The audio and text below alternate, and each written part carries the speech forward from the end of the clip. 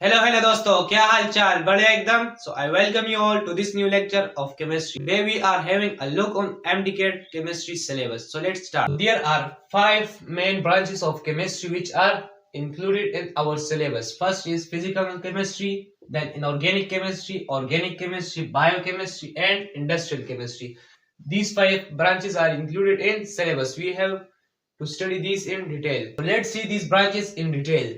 First is physical chemistry. There are about 11 chapters included in physical chemistry. First chapter is Introduction of Fundamental Concepts of Chemistry. Next is Atomic Structure, Gases, Liquid, Solid, Chemical Equilibrium, Chemical Kinetics, Acid, Base and Salt. Acid, Base and Salt में just एक ही topic mention है जो है buffer solution का. Buffer solution acid base का topic है, equilibrium में के साथ मेंशन है. बाकी इस चैप्टर से कुछ भी नहीं शामिल. Next is thermochemistry, electrochemistry, theories of covalent bonding. So ये 11 चैप्टर हमारे फिजिकल केमिस्ट्री की. नेक्स्ट है इनऑर्गेनिक केमिस्ट्री. इनऑर्गेनिक केमिस्ट्री में हमारे पास जो चैप्टर आते हैं उनको एक साथ ब्लॉक केमिस्ट्री कहते हैं. ब्लॉक केमिस्ट्री के दो चैप्टर है, एस एंड पी ब्लॉक, दूसरा डी एंड एफ ब्लॉक. तो ये दो चैप्टर, दोनों चैप्टर को एक साथ ब्लॉक केमिस्ट्री के जो कि इनऑर्गेनिक केमिस्ट्री का पार्ट है. इसके बाद है ऑर्गेनिक केमिस्ट्री. ऑर्गेनिक केमिस्ट्री में हमारे पास टोटल 6 चैप्टर है. First chapter is fundamental principle of organic chemistry.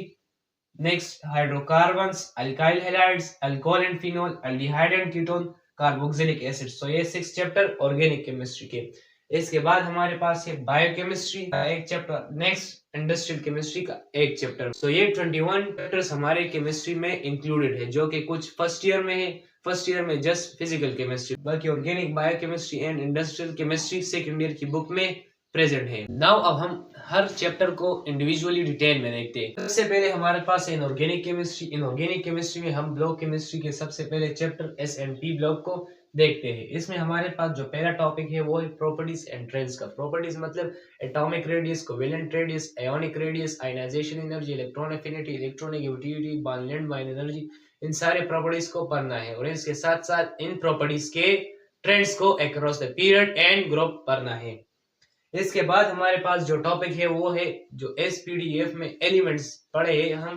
हमें इन हर ग्रुप के स्पेसिफिक एलिमेंट को रिकॉग्नाइज करना आना चाहिए कि ये एलिमेंट इस स्पेसिफिक ब्लॉक से बिलोंग करता है, ये एलिमेंट इस ब्लॉक का, ये इस ब्लॉक का है. अब ये तो थी इसकी फिजिकल प्रॉपर्टीज. अब इसके बाद हमें कुछ इसकी केमिकल प्रॉपर्टीज पढ़नी है, जैसे कि reaction of group 1 elements with water, oxygen and chlorine. इसी तरह reaction of group 2 elements with water, oxygen and chlorine. इसके बाद रिएक्शन ऑफ ग्रुप 4 एलिमेंट्स भी पढ़ने हैं. इसके साथ फर्स्ट चैप्टर कंप्लीट हो जाएगा. सेकंड चैप्टर है डी एंड एफ ब्लॉक. इसमें हमें सिर्फ और सिर्फ डी ब्लॉक के जो एलिमेंट्स है 3D, 4D, 5D, 6D, इन सारे ट्रांजिशन सीरीज का हमें इलेक्ट्रॉनिक कॉन्फ़िगरेशन जानना है. इसके बाद इनऑर्गेनिक केमिस्ट्री के 2 चैप्टर्स कंप्लीट हो जाएंगे. फिर है हमारे पास बायोकेमिस्ट्री.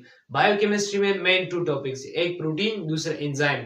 हमें एक प्रोटीन की क्लासिफिकेशन पढ़नी है, दूसरा उसका इंपॉर्टेंस पढ़ना है. इसके बाद हमें एंजाइम को एज अ बायो कैटलिस्ट पढ़ना है. इसके साथ बायोकेमिस्ट्री कंप्लीट हो जाएगी. नेक्स्ट जो चैप्टर है वो है इंडस्ट्रियल केमिस्ट्री. इंडस्ट्रियल केमिस्ट्री में हमें सबसे पहले एडेसिव को जानना है. एडेसिव किसे कहते हैं, एडेसिव की कितनी टाइप्स है और हर एक टाइप के एप्लीकेशन को जानना है. इसके बाद हमें डाइस को पढ़ना है कि डाइस किसे कहते हैं, उसकी कितनी टाइप्स है, उस और हर एक टाइप की कौन कौन सी यूजेस है. इसके बाद हमारे पास पॉलीमर आता है. पॉलीमर किसे कहते हैं, उसकी कितनी टाइप है, कंडेंसेशन, एडिशन, हर एक के फिर फर्दर टाइप्स और एग्जांपल्स, यूजेस सब कुछ पढ़ना है. तो इसके साथ हमारे inorganic chemistry, biochemistry, industrial chemistry का analysis complete. So now let us analyze physical chemistry in detail. The first chapter of physical chemistry is introduction to fundamental concepts of chemistry. In this chapter we have to study only 3 topics. First one is mole and Avogadro number, limiting and excess reactant, then yield. यही 3 topic हमें सिर्फ इस chapter में पढ़ने हैं.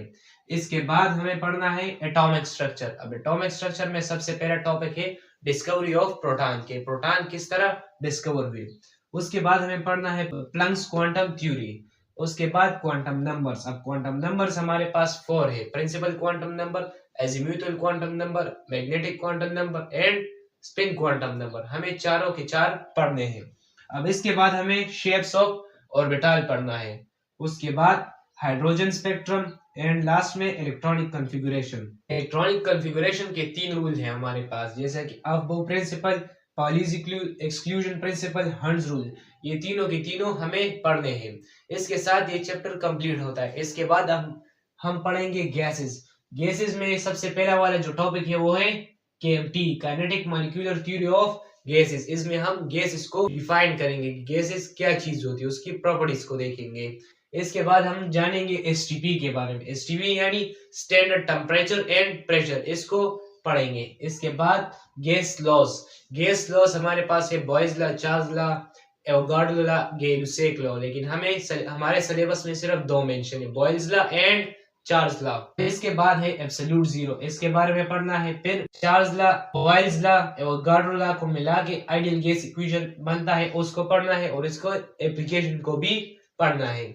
इसके बाद ideal gas equation में हमारे पास एक कांस्टेंट आता है जिसे कहते हैं यूनिवर्सल गैस कांस्टेंट। उसकी मुख्तलिफ किस्म की यूनिट्स होती है, उन सारे यूनिट्स को पढ़ना है। इसके बाद हम रियल और आइडियल गैस में डिफरेंस जानेंगे। Next chapter is liquid. सबसे पहले हम लिक्विड को देखेंगे। लिक्विड किसे कहते हैं? तो एक चीज को पहचानने के लिए उसकी प्रॉपर्टीज को स्टडी करना पड़ता है। तो लिक्विड की प्रॉपर्टीज को स्टडी करेंगे, लेकिन कौन सी प्रॉपर्टी? वो प्रॉपर्टीज जो काइनेटिक मॉलिक्यूलर थ्योरी ने हमें दी है। इसके बाद evaporation, boiling point, vapour pressure, इनको पढ़ेंगे। इसके बाद हाइड्रोजन बॉन्डिंग। अब हाइड्रोजन बॉन्डिंग वाटर, अमोनिया और एचएफ में डिस्कवर हुई थी, तो इन एग्जांपल को मद्देनजर रखते हुए हाइड्रोजन बॉन्डिंग को पढ़ना है। इसके बाद है इनॉर्मस बिहेवियर ऑफ वाटर, इसको भी स्टडी करना है। इसके साथ ये 4 चैप्टर कंप्लीट हुए। अब नेक्स्ट चैप्टर है सॉलिड। पहले हम जानेंगे सॉलिड किसे कहते हैं। सॉलिड की 2 टाइप्स है, क्रिस्टलाइन एंड एमोर्फस। दोनों में डिफरेंस देखेंगे। उसके बाद क्रिस्टलाइन सॉलिड को डिटेल में पढ़ेंगे। इसके बाद अब क्रिस्टलाइन सॉलिड की चंद टाइप्स है, जैसे आयनिक solid, metallic solid, covalent solid and molecular solid. अब इन 4 किस्मों में जो आयनिक सॉलिड है उसकी शेप को पढ़ना है। उसकी शेप किन किन फैक्टर्स की वजह से इफेक्ट होती है, तो factor effecting shape of ionic solid, इसको पढ़ना है। अब इसके बाद difference between ionic and molecular solid पढ़ना है। जो कोवेलेंट एंड मेटालिक सॉलिड है उसको नहीं पढ़ना। इसके बाद है crystal lattice and lattice energy. इसके साथ ये चैप्टर भी कंप्लीट हो जाएगा। Next chapter is chemical equilibrium.